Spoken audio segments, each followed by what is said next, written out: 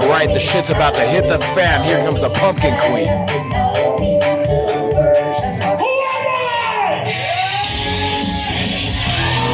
Your next match is a semi-final match in the Death of the Desert tournament. Into a forward fall. It is a doorway to the west. 4 corners of doors Deathmatch. Introducing first, fighting out of the town of Halloween. Standing at 6 feet under, weighing in at 13 black caps, the Pumpkin Queen, Sage Supreme. California Deathmatch legend Sage Supreme, daughter of the legendary late Supreme, coming out here to the second round, gonna make it to the finals. I got all my money on Sage, and when it comes down to it, I'm a little conflicted because we have my little sister Sage Supreme, Creep Show member, taking on the greatest of all time, in my opinion, Masada, in the second round. So I'm a little torn, but I gotta go with my heart, and I'm gonna say that Sage is gonna pull this fucker out. And introducing her opponent.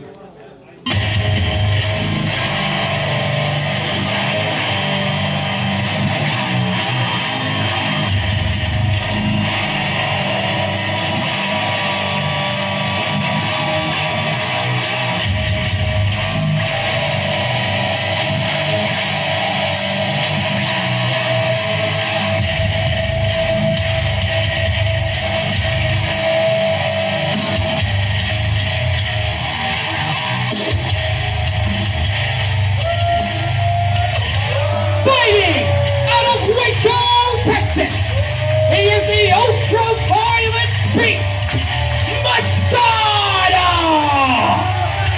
There he is, the man himself, the greatest American deathmatch wrestler of all time, Masada, world-traveled, international deathmatch superstar, and in my opinion, the greatest to ever lace up his boots. But he's got a tall order with Sage Supreme. And a woman you know all too well, JD, who fought a hellacious Apache Junction Junkyard match to earn her spot in the semifinals. But in order to punch her ticket to that final match, she's got to get through Masada. I've been in the ring with Masada several times. I'm going to tell you, it changes you as a man. It changes you. This is awesome. Here comes Sage. She's ready to step it up. If your money isn't behind Sage Supreme, she is one of the greatest California deathmatch wrestlers of all time. In my opinion, the best female deathmatch wrestler working today. And she's going to absolutely bring it. If you think Masada's going to come out here and beat the shit out of Sage, you're dead wrong, my friend. And she proved it against Chuck Steen in the first round. But right now, you gotta wonder how Sage is going to approach this matchup. A serious size advantage between Sage and Masada. This is not the game that Sage wants to play with Masada. I would say Masada might be the best chain wrestler in the business other than William Regal, who he actually trained with. So this is not a game she wants to play, but she seems to be holding her own right now. And it kind of goes against the stereotype people have of deathmatch wrestlers. People think it's just the weapons. People underestimate the skill that it takes to step between those ropes, regardless of whether weapons are involved or not. I'll tell you, all of us on this show are country traveled or world traveled deathmatch wrestlers and deathmatch wrestlers, not garbage wrestlers, not trash bag wrestlers, none of that bullshit. Look at what you're seeing right now. Tries for the arm drag, but the size of Masada coming into play. Taking down Sage with ease into a cover. She needs to get off the ground. She cannot play the ground game with Masada. He's notorious for submissions, his joint manipulation. If he gets you down, he gets his hand on you, that's not the game Sage wants to play. And especially with the size disparity as well. Even just like 10 or 20 pounds over your opponent will do serious effect on the mat. But this is much more. In the wheelhouse of Masada, on his feet, laying on the strikes.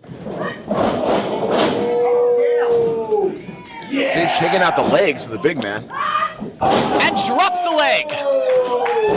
This is the opening Sage has been looking for. Come on, get on him. Cover. That's what she needs to do. She needs to try to win this match. She can't fuck around with the greatest of all time. He's done. It's over. Masada may be the greatest, but can he be the Death in the Desert champion? In order to do so, he's going to have to get through Sage Supreme. There you go. Nothing's illegal in a fight. And this, my friends, is a fucking fight. And taking aim at the knee of Masada as well. Looking to take that base out from under the big man. Great thinking by Sage Sin Supreme.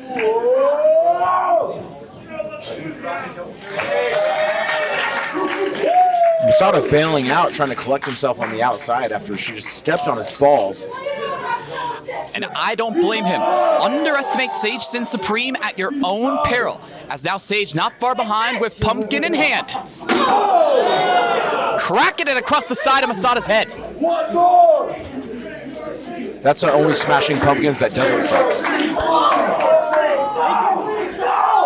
But he's smashing more than just pumpkins. Grinding. That's a branding iron. And he's grinding it into the back of Sage Sin Supreme. And bringing out the tubes.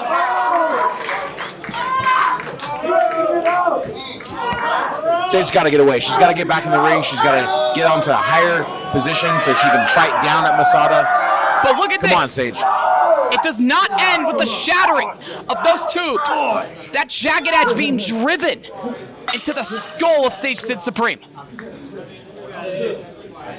But Sage making use of her agility, leaping off the apron, but in the waiting arms of Masada, and back first across the door.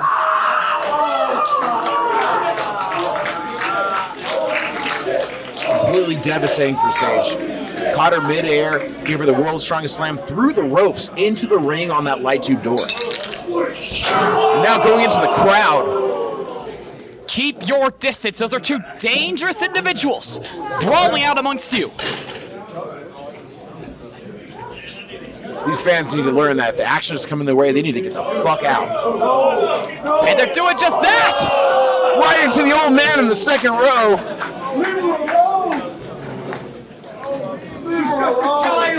I didn't see a no crowd killing sign outside of this venue. Anything goes here in the outpost. Breaking glass bottles on the ground, setting up with a pit of glass on the ground on the outside of the ring. What is he going to do here? Something horrible, something dangerous. Oh, God! Scooping up Sage Sin and dropping her across those bottles.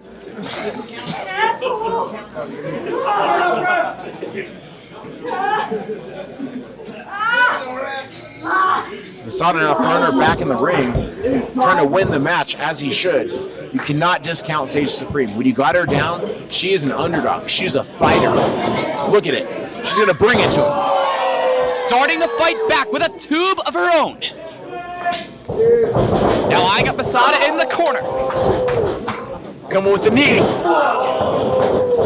Falls up with the going for the pumpkin smasher. That's right, pumpkin smasher to Masada. But he thought it was bad with just the knees. Try it with the tubes. Come on, Sage, pin her. Yet another pumpkin smasher. Masada smartly trying to crawl to the outside, but Sage is not far behind. Carving him up like a pumpkin. We're in the right month for it, and she is the queen of Halloween. Stronger in the month of October. Sage has got to jump back on him. Don't give him room to breathe. She's got to stay on Masada. She has to bring it to him right now. She could be looking to do some serious damage. Eyeing up that tube door. But Masada's got a door of his own. Some of those tubes already broken on that door. That's a lot more dangerous, Ethan. Already broken tubes is how people die in the ring. It could cut an artery. It could sever a vein, but right now, that pumpkin coming into play once again being driven into the gut of Masada. Sage going for the choke slam. Can she muscle the big man up? Masada has other plans. Bullets on to the tube door. Sage is out. Come on, Sage. Masada might not have gotten all those tubes the first time, but he got him now. And looking to put the finishing touch. Power bomb it to the wire. That's got to be it, Ethan. Come on, Sage. I'm not trying to be biased here, but Sage needs to get back to her feet. Come on, get to the outside.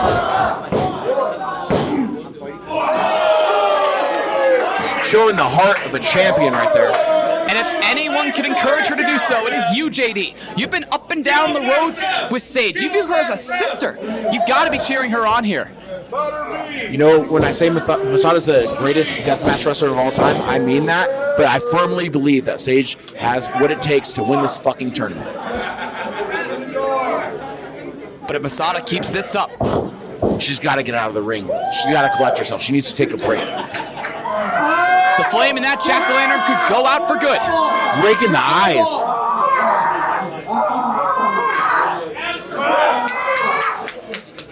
He's got the size, he's got the weight, he's got the experience on her, yet Masada still plays dirty because, like I said earlier, it's a fucking fight. In a street fight, there are no rules. And this is a fight, my friend. And it's the kind of fight you could expect from Arizona Deathmatch Company.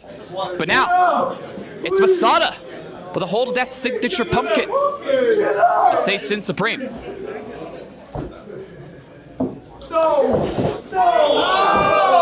ripped the plastic so it's a sharp edge and he's grinding it right into her head.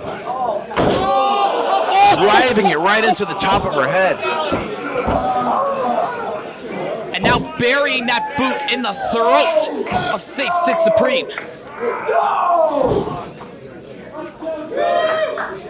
Come on, Sage. He's tired. Get up. Look at Masada picking glass out of his own knee pad. That speaks to the war that these two have had. And now looking to end it with yet another power bomb. Sage fighting out. Come on, Sage. Oh, monkey flip through the door. Once again, making use of her agility, getting creative to take over the much larger Masada. This is the opening Sage has been looking for. This crowd firmly behind Sage Sin here.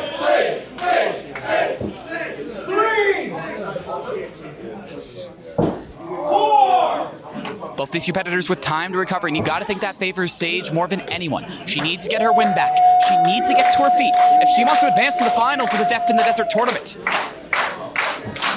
Like you said, she's going to have to use her agility. She's going to have to use the size differential to her advantage. She's got to throw everything she has at Masada. We want top rope. Case in point, going to the second rope, eyeing up Masada. This crowd chanting for the top rope, but I don't think this ceiling's going to hold for that. And Masada with the skewers. The signature skewers of Masada. Lodged in the skull of Sage Sin Supreme. Sage fighting back. And look at this. Tying up Masada in the ropes and out of her own head and into Masada. Yeah, that's what that feels like, Masada.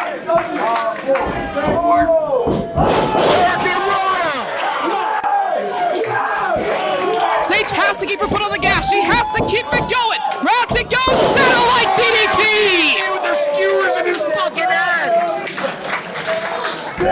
This is it. No, it is not. It'll take more than that to pull Masada away. But at this point, with everything she's thrown at her, what is it going to take? You know Masada better than anybody. What is it going to take to put him away? I think she's going to have to tie him up and hit him. I think she's going to have to roll him up. She's going to have to tie him up and hit him. Win this fucking match. She's not going to drop him on his head and get a 3 count. She's going to have to do some shit to where she gets him down and he cannot kick out until the count of 3. Going for that code red. She hit it in the first round match. Nails it this time. Will it be enough to put Masada away? No. You notice he missed that gusset door. If you went through that, that might have been it. A miscalculation that could cost Sage the win. But she's got to realize where she is. She has to regroup.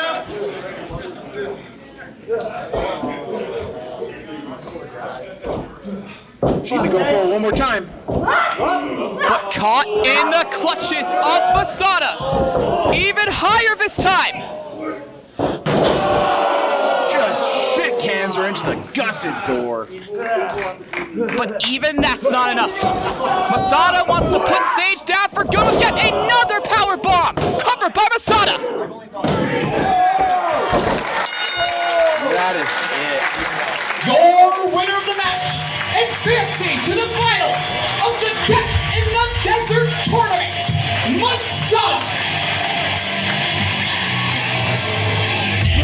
putting Sage away and making it to the finals.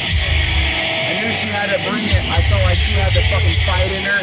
But at the end, it was the experience, it was the size, it was the sheer brutality of the greatest deathmatch wrestler of all time, Masada, picking up the win. Sage, I love you, but better luck next time. And Masada certainly living up to his reputation, advancing to the finals. But if he thought these two matches were a lot, he's still got one more match with either Neil Diamond Cutter of Ardula Kobayashi